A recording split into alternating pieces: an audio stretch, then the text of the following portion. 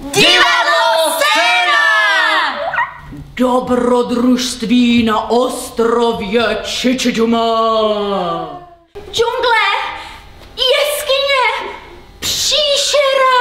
Kdo slyšel o opičím pokladu, ať zvedne nohu. Nevím, jak se jmenuju, asi nijak, ale maminka s tatínkem mi říkají Speedy.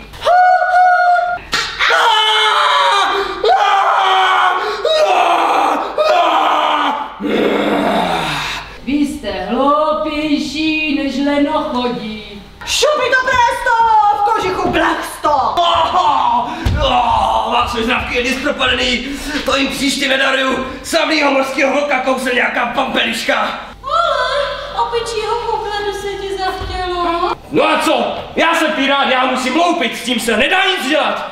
Máš nejvyšší čas, jen